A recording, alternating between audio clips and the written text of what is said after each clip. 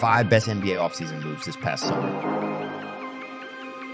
The Damian Lillard trade saga is finally over, and it ended with a stunning climax. The 7-time All-Star is headed not to the Miami Heat nor the Toronto Raptors, but instead to the 2020-21 champions. After suffering a humiliating upset as the #1 seed in the first round of the 2022-23 NBA playoffs amid verbals of discontent from franchise icon Giannis Antetokounmpo, the Milwaukee Bucks are the surprise winners of the Lillard sweepstakes. Assuming Lillard suits up for his new team, despite reported threats to sit out if he were traded anywhere other than Miami, the Bucks will now add one of the NBA's best offensive players to the league's best defensive frontcourt. They'll signal as strongly as possible to Giannis that they're going for a championship and on the same page as he contemplates whether to sign a new 3-year extension, and they'll undercut other Eastern Conference rivals, Miami, Boston, Philadelphia, and New York, that hope to either add Lillard this summer or poach a discontented Giannis soon after. In essence, the Bucks dove all in to sacrifice future flexibility in both the draft and cap room,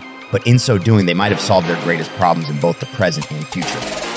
As Porzingis, Marcus Smart, and Tyus Jones headline the blockbuster trade between the Celtics, Wizards, and Grizzlies, Kristaps to the Celtics is possibly the best move the Celtics could have done this offseason. With Marcus Smart acting like he's the leader of the team and taking opportunities from Jason Tatum and Jaylen Brown and not even capitalizing off of those chances, Boston had to make a decision. Personally, I think they made the right decision because now they actually have a big 3.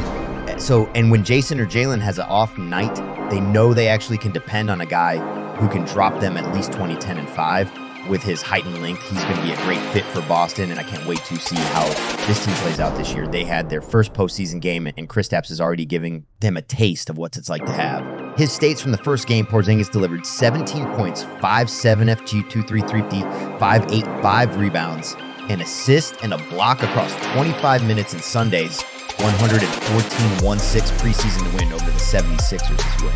Bradley beat the trade details right quick and what went down.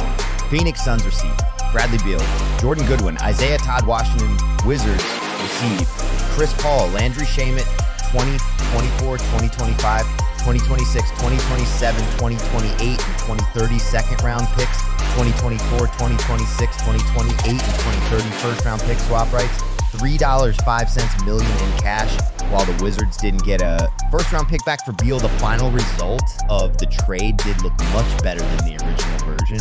Washington ended up collecting a whopping 6 second-round picks and 4 first-round pick swap rights for Beal, along with Paul and Shamet. While the nearest versions of the second-round picks will likely end up in the 50s, the final few years could become valuable. Likewise for the swap rights, as Kevin Durant's contract will be up in the summer of 2026. The Wizards simply waited too long to trade Beal, although this wasn't a bad return when considering what they turned Paul into. More on that later. Teams covered trade assets almost completely bare now, putting a lot of pressure on the core of Durant, Beal, and Devin Booker to work. Given that the team was considering waiving Paul in an attempt to save money, however, using the veteran point guard's contract as a means of acquiring one of the NBA's best shooting guards in Beal was a better move. The Suns have since done an excellent job of adding depth in free agency. Eric Gordon, Damian Lee, Josh Okogie, Drew Eubanks, Keita Bates-Diop, etc., making the all-in trade for Beal look even better.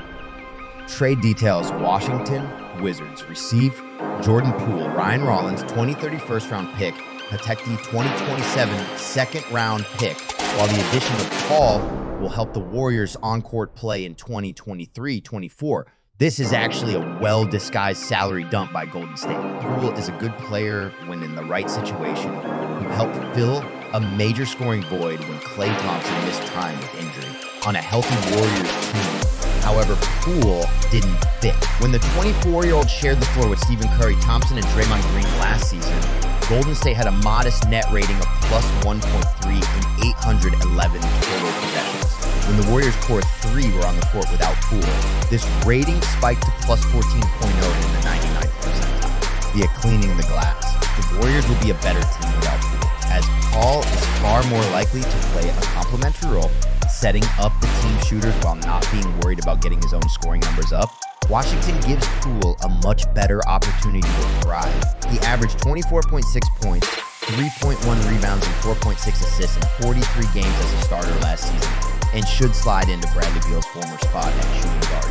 his numbers are going to look really good next season, as he'll be a primary offensive option alongside Kyle Kuzma. Getting a protected first rounder and a second round pick gives the Wizards some additional trade ammo as well. In the end, in personal opinion, both teams have won these trades. Gives time for Jordan Poole to grow and change his outlook and Chris another chance to compete for a ring. Of course, these two have their flaws with Paul and injuries, Poole with teammates. This is going to be unpredictable how these teams will play out. Only time can really tell. John Collins as a potential young star, this trade for him could be the greatest thing for his Udall, who will definitely be focusing there toward getting stronger together. After being on the trade block for what felt like an eternity, Collins finally fell victim to Atlanta's salary landscape. Keeping Collins meant going into the luxury tax this season for a Hawks team that finished just 41-41 in 2022-23 and lost in the first round of the playoffs. The 25-year-old's role had decreased year over year, meaning Collins' production no longer matched his hefty salary. Swapping him for Gay, who's on an expiring $6.05 million contract, saved the Hawks $18.08 million in salary this year and $26.06 million in the summer of 2024. Atlanta needed to move Collins' contract to help pay DeJounte Murray, Onyeka Okongwu, and Saddiq Bey, all of whom will become free agents in 2024. Dumping a player as talented as Collins and not getting more in return hurts. But this was a necessary move for a Hawks team that was getting too expensive. Atlanta does get a $25, $0.03 million trade exception to take on players over the next calendar year. Currently the largest in the NBA. The Jazz come away the big winners in this deal. Rudy Gay is well paced in his prime, and they received a younger player. Overall, we will have to see how John Collins takes on his next chapter in his career. If you like this sort of content, leave a like below and subscribe if you are new. I will be continuing sports content, and I'll be making a playlist for contents that I create, like as in my first video. So whichever content you guys are into, you can follow in your choice, as I will be doing both frequently when I have time. Thank you so much. If you made it this far, I will see you in my next video. If you have any suggestions, leave them in the comments.